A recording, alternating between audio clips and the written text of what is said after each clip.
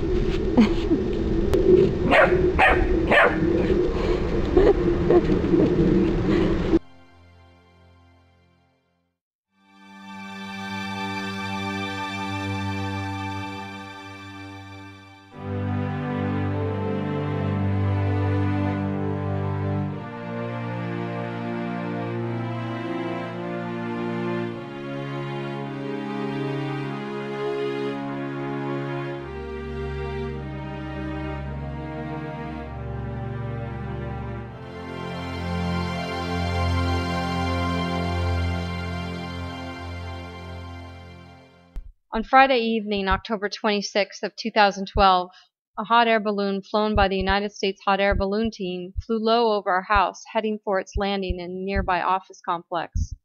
It brushed the top of our tree and fired up its burner right over our roof. While this was happening, my dog Teddy, who had never before run off our property since we got an electric fence a year ago, fled to escape the balloon, running through woods and out into the streets, where he was struck and killed by a car. The balloon not only terrified Teddy, but all of the dogs and homeowners in the neighborhood. A half-mile up the road, the balloon came so low that a resident thought the flame would light her tree on fire or hurt her kids playing in the backyard. A neighbor's dog, Kirby, ran out into the street through his fence to escape the balloon, just like Teddy, but fortunately he was rescued. The whole community is outraged that a balloon could legally fly so low in our area. There aren't any wide open areas to land in here. The last thing that I actually saw, I remember, and I have this image kind of seared in my brain. I was on a conference call, and I saw him out front. He had a scared look on his face and was looking back towards the house and up. And I just thought that, you know, our landscaper and he were kind of playing, and, you know, maybe he startled him. So I didn't think too much of it. And I also remember seeing another neighbor's dog running around loose, and I didn't see her with him. Heard the sound of that propane tank being used, that propane burner, which is a very loud, obnoxious sound.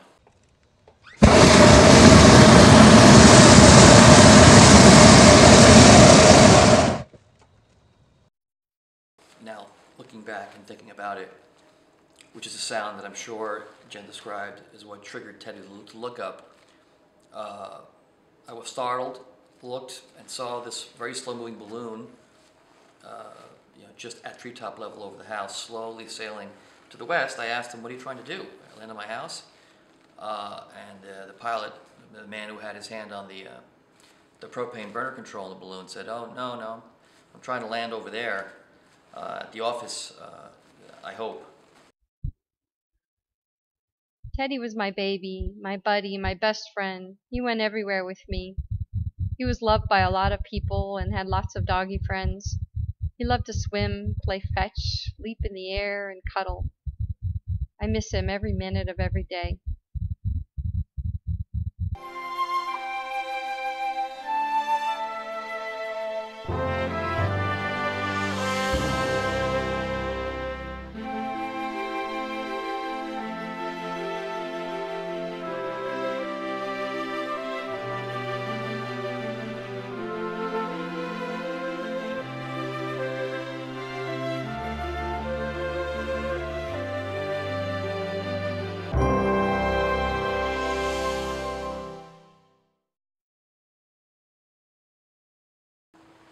When I saw Teddy on the road,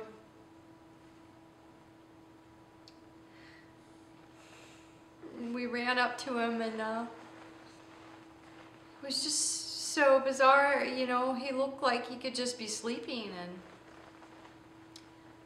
and that, you know, you see those scenes in the movies of people like crying on their loved one and saying, wake up, and I felt like that. I'd never felt like that before. I was, you know, I wanted him to come back. He was a very big part of my life, you know, part of my routine. I work from home, so I spent, you know, every day with him. I hope our story will in some way bring about some good, that we can prevent another dog from dying so tragically.